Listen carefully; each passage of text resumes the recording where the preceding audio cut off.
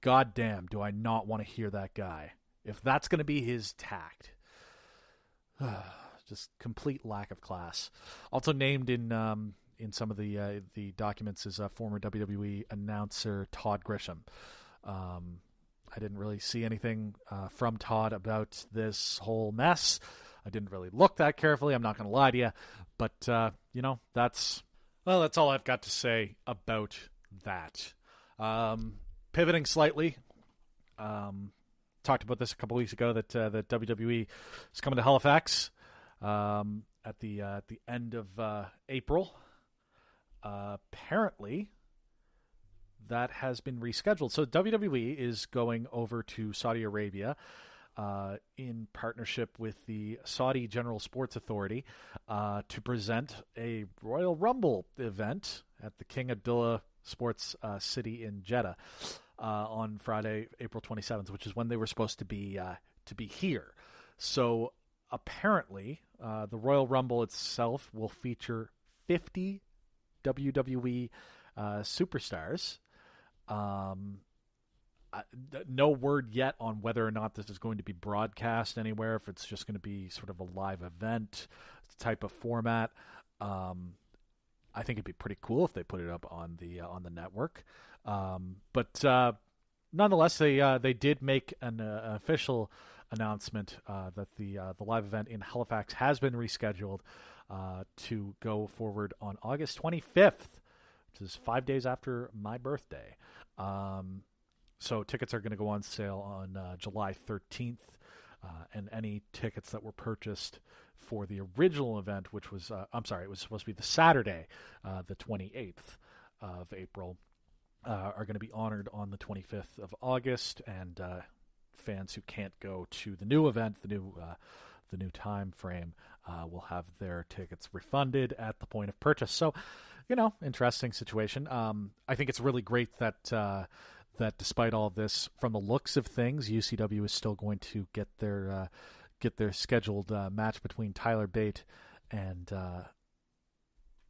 Pete Dunne. So that is still something to look forward to that weekend. I'm going to try and get myself tickets to that and see if I've got any pals who are on the go to that as well. And if I do get the chance to go, I'll let you know how it goes. Hopefully a good event. I like to support local wrestling scene here, and certainly gets me yelling a whole lot less than the major companies. What else is going on? The independent All In show now has a venue. This is being put on by Bullet Club members, the Young Bucks, Nick and Matt Jackson, as well as the dashing one, Cody, don't call him Rhodes, a son of the American Dream, the son of a son, if you will. So they're holding this show at 10,000 seat venue was the idea, and they're probably going to sell it out because that's just sort of the way that these things go. It's an alternative, so you're going to get fans from all over. Converging on Chicago in September, so I'm hoping that there will be a way for me to catch this show because it should be a great look at talent sort of outside of the WWE mainstream. Of course, I try and keep up to date on at least sort of what's kind of going on in New Japan. It's kind of the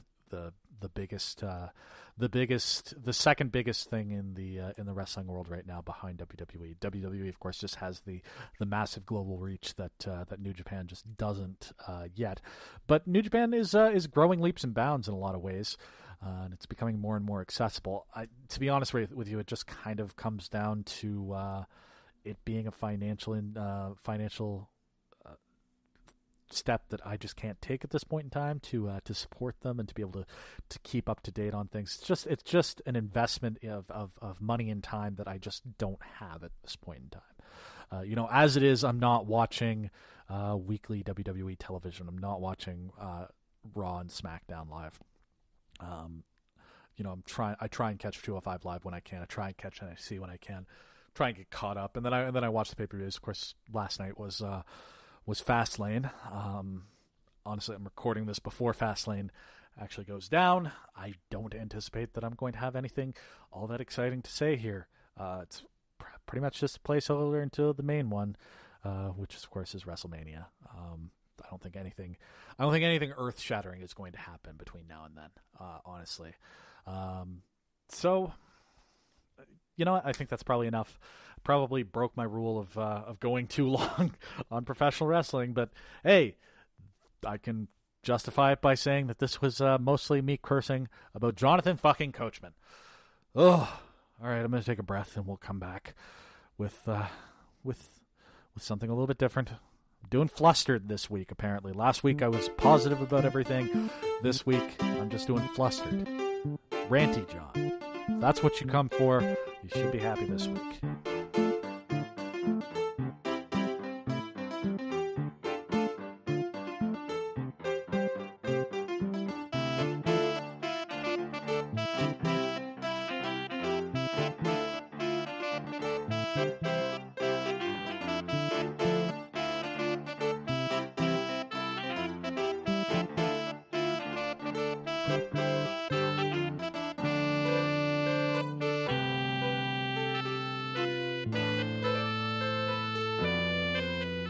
So just a quick note here, I guess. Interesting news. I'm going to try and not yell so much in this section. Canada's getting a new $10 bill. It's going to be the first one to have a picture of not only a woman, but a black woman. It'll be civil rights leader, heroine, stalwart, Viola Desmond. So just I find it really, I don't know, interesting, funny. I don't know what word use here. That the conversation that we're having about this is thankfully not about, oh, we're putting a woman on our bill, blah blah blah. Like, do we really need Viola Desmond on our bills? Blah, blah. I don't know what this voice is, but I like that we're not having that conversation. The thing that people are freaking out about is that the bill is vertical rather than horizontal.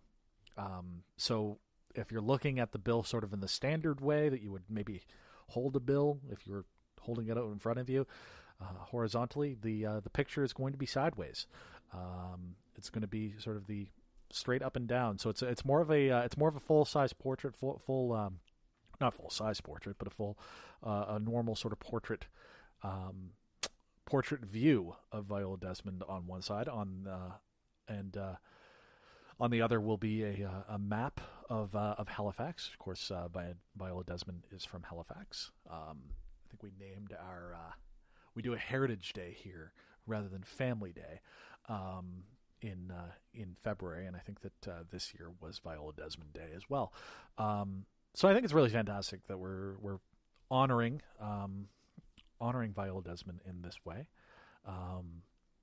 And I think it's great that, the stupid argument that we're having about change, no pun intended, isn't about the fact that there's a woman on our bill, but in fact, it's about that the bill is going to look different at all. A lot of people are upset about this. I don't care. I think that I kind of stand with one commenter on the Huffington Post article, or their Facebook page, I guess. Barbara Dickens.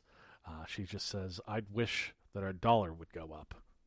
Hear, hear, Barbara. Hear, hear. So, all right, that's just a quick buffer segment here. I'm not going to go into a full-on rant about world economy, I guess. I don't know. Steel tariffs don't seem to be being a thing.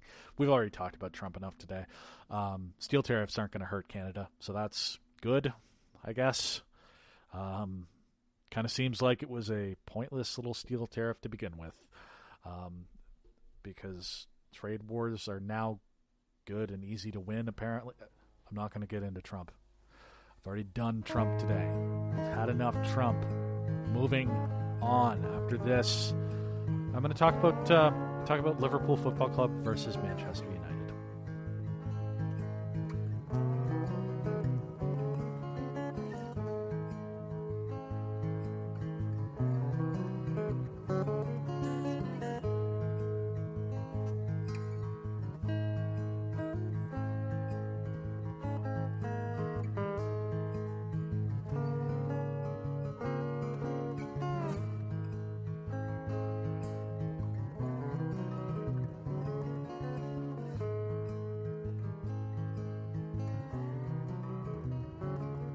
want to take a few minutes to talk about Liverpool Football Club versus Manchester United this past Saturday at Old Trafford in Manchester. But before we get into the match itself, I'll give you a little background. If you don't know, the rivalry between Liverpool Football Club and Manchester United is one of the most significant ones in the world. Probably the biggest derby. The Northwest Derby is probably the biggest one in the English game. It's just one of those games that the entire footballing world sort of stops to watch. You know, there's the Old Firm Derby in Scotland, El Clasico in Spain, and the Northwest Derby between Liverpool and Manchester United in England. It's always the red letter day, when it's the home and the way for Liverpool and Manchester United.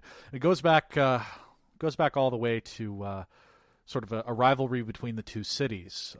Liverpool was originally sort of the main shipping city, I guess, in England, and was sort of referred to as sort of England's second city behind London.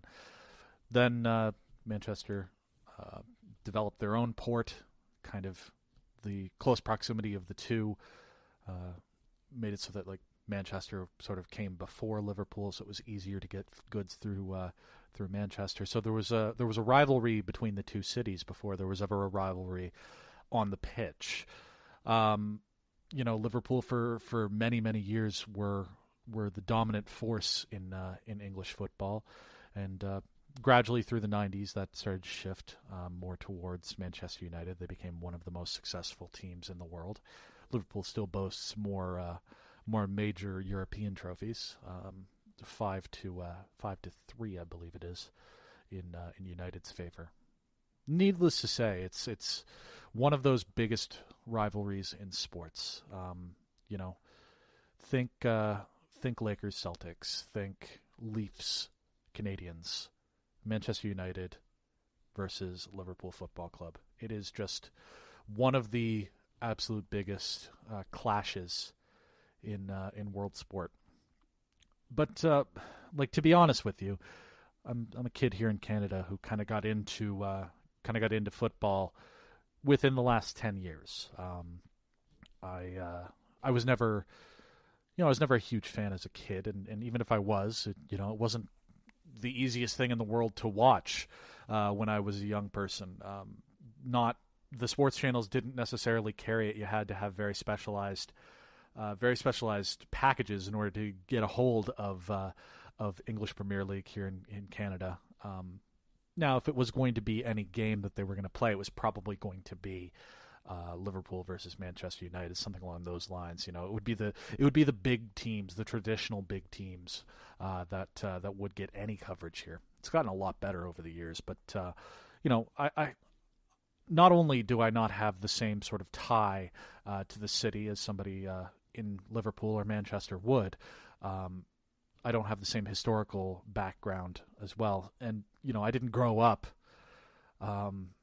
thinking of the Red Devils as being the enemy in the same way. Of course, they're a sporting rival now, but it doesn't carry necessarily the same heat for me. Of course, Manchester United, much like Liverpool, is one of the biggest teams in the world. They're going to attract a very big fan base, and in fact, that's been a big part of Manchester United's success, is that they've become a globally recognized brand. So as the world's game has become more popular, and as I've run into more and more people from around the world, I tend to meet a fair number of fans of Manchester United. Now, in a different life, if I lived in Liverpool and I ran into a Manchester United fan, there may be a little bit more heat to our relationship. As it stands, really fans of any of the teams that are amongst Liverpool's rivals, it's really more of a friendly banter, a friendly back and forth rivalry of just talking about how things are going and teasing one another. I've got a couple people in my life